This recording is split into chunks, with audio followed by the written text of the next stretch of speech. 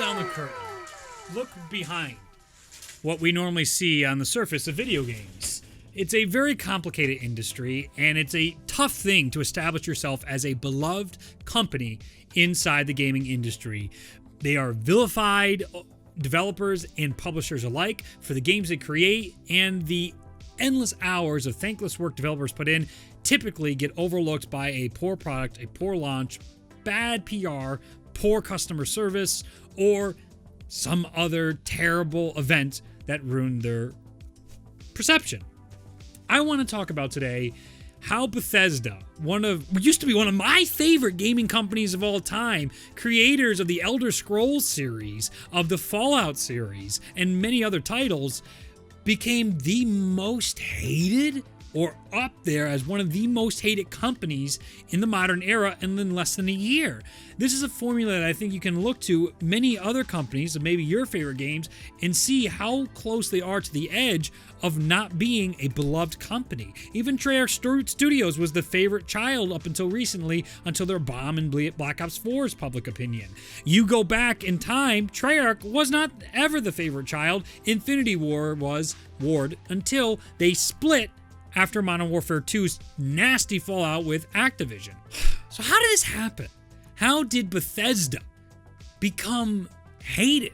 Well, it started with Fallout 76. If you haven't followed Fallout 76's unbelievable controversies, I'll try and summarize it quickly for you. I don't want to get into the nitty-gritty details because there is so much, it's unbelievable. Basically, we had E3 happen where Todd Howard promised us it is 4 times the size of Fallout 4. They were going into an online multiplayer to allow people to compete in PvP environments and then also interact with others. They promised maybe NPCs and a whole live world, and it just works, is one of their famous lines.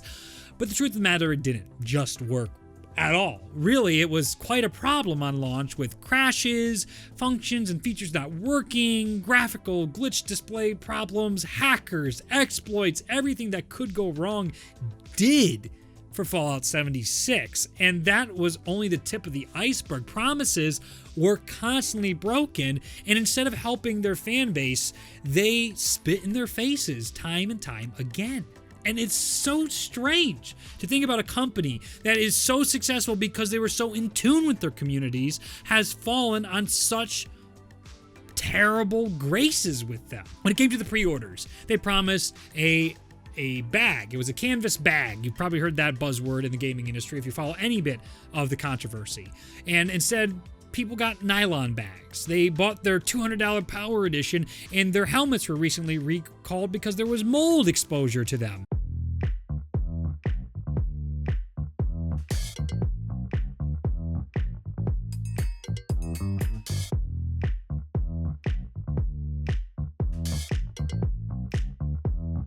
You had this dark Nuka-Cola Dark that was selling with rum that couldn't even pour properly if you bought that for an additional $80, and it had a cheap plastic coating on a glass bottle. These are head-scratching moves, and when you see these problems, you think, Bethesda has the money, they'll just correct it. No, they didn't. They prolonged things to a point at which Australia currently has a window for people that filed a complaint with Bethesda, which sucks it doesn't come through now because many people just thought they got screwed, that they violated their laws out there, especially advertising laws. The game was falsely advertised, and people are now getting refunds because Bethesda lied to their fan base. They didn't deliver, and they haven't created a product that is a functioning game like they promised. Now, that shouldn't take away. If you like Fallout 76, that's good on you. Bethesda has a core group of people they're trying to give a service and partially exploit. They released the newest laughingstock of the gaming industry, was a $99 a year subscription to this game for features fans wanted. It's similar to the idea of charging for mods. Another very unpopular mistake, I think, that Bethesda made was trying to say, we're going to sell our own mods and we're going to make money off it, while their communities and their games only thrive because the modders kept it alive. Skyrim is one of the greatest examples of that. I was so excited for the next installment in the Elder Scrolls saga until what happened with Fallout 76 and Bethesda clearly not caring about their games. They will have to have such a massive swing to make things forget. And is it possible? Another video I want to get out this week is just that. Blizzard released Overwatch 2 and Diablo 4 announcements to try and get away from that horrible Hong Kong controversy that was all over the internet and even got lawmakers involved because they were listening to the Chinese government to censor people. That is problematic and totally inexcusable. But that's for a different topic. People have sort of changed because they're like, oh, I like those games. I think, I want to buy them. It's shitty that Blitzchung had that happen to him, but I fucking like Overwatch. So I might give him a pass now. So is Bethesda only one good game away from, everything's okay again? I'm not sure they'll ever get past this because you had issues of people spending hours and hours in this game, working really, really hard, and then getting punished as a hacker, and then having to write an essay about what they did was wrong. And Bethesda said these are contracted employees that have been since let go, but their PR was unhelpful. The customer service was telling players that they were wrong, or at least it wasn't true, or they were asking them to do things that are petty levels of shaming consumers for participating in exploits in a video game. It's so strange in this world that feels barren. NPCs were nowhere to be found, and so the world was only audio logs or whatever interactions you had with fans. Things just didn't work. The codes didn't even reset for the nukes in New Year's, causing all sorts of problems as people were launching nukes left and right, ruining entire worlds. Villains were reskinned AI from previous games or just ported to 76 to try and make it work. There was clear admission that the development of this game was rushed. It's a nightmare story that doesn't seem to be ending with them, with Australia now saying legally you have to give them refunds because they said no one could get refunds, and so many people were trying to of this game. The price has dropped from an original $60 price tag on launch to less than $10 I saw for a Black Friday ad, and maybe I think selling for $20 in most stores right now. It's despicable to see what happened, and the communities responded in suit. They tried going to the lowest common denominator to release a battle royale to maybe save 76. People don't even know it was released. So how far is your favorite game or your favorite studio from being a Bethesda? I mean, I took you through the summary right now and the track of it all, but how far off are any of these companies from becoming just this? Nickel and diming you, dev room cheatings and hackers, unsupported game that is only used to be exploiting you. It's the equivalent of saying, hey, we're going to give you dev tools for modding in Black Ops 3, but then as we were begging for it forever and ever from World at War, we got it in BO3, and then they go, you know what, we're going to charge you a yearly pass to have access to our assets and dev tools. It's like, whoa, we just were asking that like private servers. And then when they give them a service and promise them for the service, they end up not working. These are worlds that have been reused and already looted, and issues are just not working. Their customer service even admitted that Redditors were compiling bugs and proving the errors that were occurring faster and better than the studio was capable of. It's unforgivable in the industry. I don't know how Bethesda comes back from this besides making really good games again. And isn't that the saddest thing? That all it takes is one really good Elder Scrolls game that isn't predatory and all about money, that maybe we can forget about just how terribly handled all this was. And think about how they alienated their communities. People who are rightfully peeved about Fallout 76 are furious, and they should be, and they don't want to support Bethesda anymore. But now the loyal fans that still found fun inside Bethesda games, no one's on their side, and they feel alienated, and as this like tiny portion of the gaming community now can't win. Their friends make fun of them, and then Bethesda craps on them. It's clear with this pass, instead of saying like, all right, we messed up, we're going to give you private servers as a thank you for sticking around with this game when most of us left you. No, they're charging them more money because they're like, you're in it, man. We're whales. We're going to try and get as much money out of you. If you don't know the term, whales are the people that spend the most money in a game. They refer to them, publishers and developers. Customers are whales if they spend, $2,000 to $3,000 on microtransactions inside a game. Those are the most valuable customers to a company. We need to get as many whales as possible in our game. And when you implement the microtransaction systems like they did, that's what the outcome is they're looking for, is for customers to spend egregious amounts of money. The system itself was egregious because the atoms in game were so poor. It was so hard to earn money to buy outfits and buy guns and try and even enjoy the basic mechanics of the game. They were behind paywalls. It was so bad for the smoke and mirrors they do as most games, like CAD points or any of the way that you take your money, convert it to some other currency you don't understand to try and make it seem like you're not spending $20, and then you buy $20 worth of goods in game. It's shameful, man. How they do that process, so shameful that when they gave those canvas bag people refund in the game, like, it's nylon, tough luck. A lot of their answers were, oh well, tough luck. We're not fixing it. We're not refunding it. And then they backtracked and said, okay, if you submit a form, so people had to be paying attention to try and get the right bags. It's a nightmare logistically. They gave enough atoms in game as we're sorry. I believe it was around 50 or 500, and that couldn't even purchase a canvas bag in game for the character. That's how out of touch they were.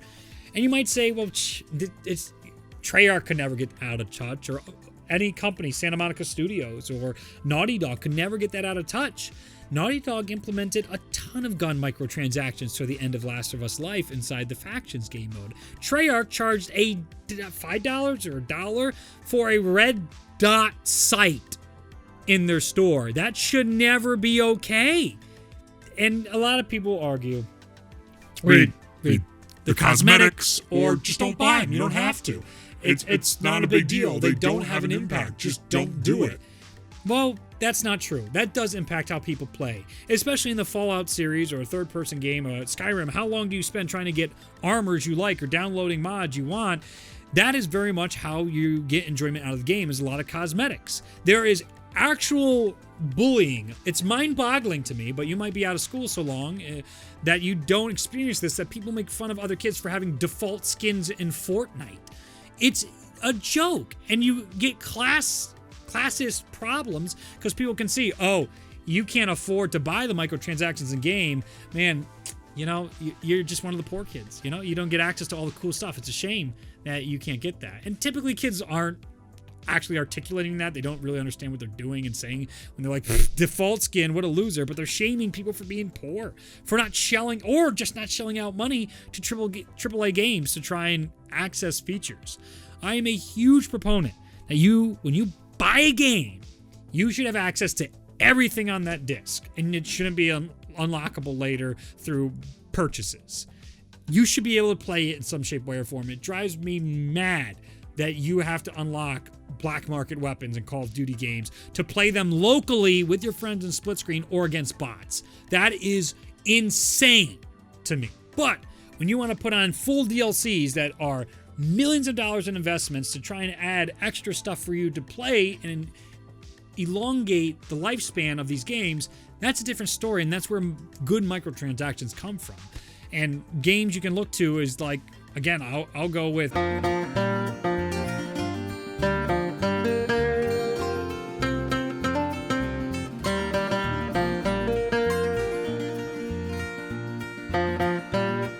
Resident Evil 2's remake.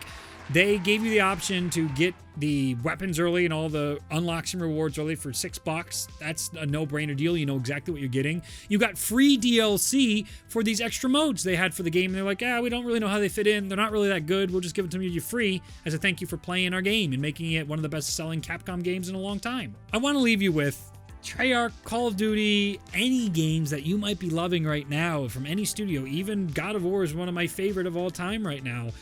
They're not far off from being a Bethesda. I was dying for the next Skyrim game. I joked about Skyrim 2. I know it's an Elder Scrolls series, but I love Skyrim so much, I just wanted another one. I want another one, bigger and better. I want to fight the Thalmor. Let's go.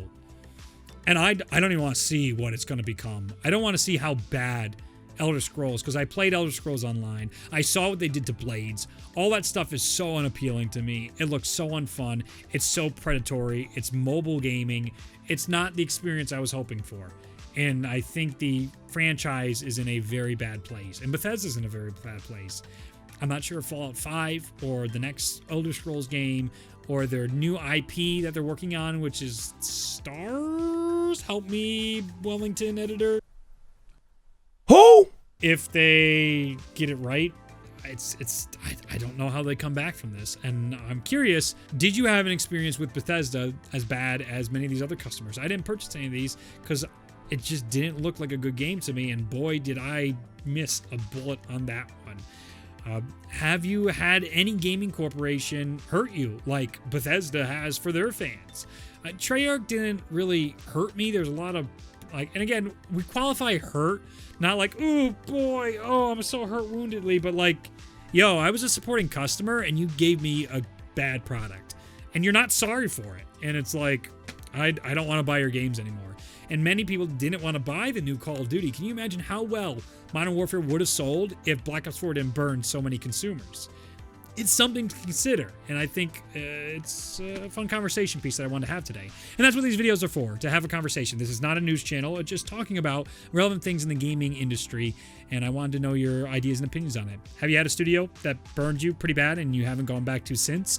Have you lost faith in Bethesda or other developers? I'd be curious to know in the comments down below, and if you have any topics you'd like me to discuss, let me know, and I will, and my editors will make me look super dope, and we'll have a good time with all this. Thanks for watching. I'm Reynolds27. If you want more of these, support the Patreon channel. It's patreon.com/redrendering. On there, that's the best way for your donations to make sure the videos keep getting made, get your name shouted out, and you get a couple extra bonuses. But that's mainly there for money to directly support this, because YouTube is always, when's the next apocalypse? When's the next terms of service change? That's what it is. Leave a rating for the algorithm, makes the videos better. If you want to see me do better, it's all right. But this is where the channel's going.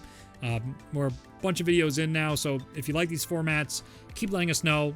We're looking for open feedback. The editors, we're all trying this out, hoping to bring this channel to something new, more fun, and energized. And I like what I'm doing, and that, I think, counts for a lot. Have a wonderful day. I'm Reynolds27, and I'll see you in the next video. Be safe till then.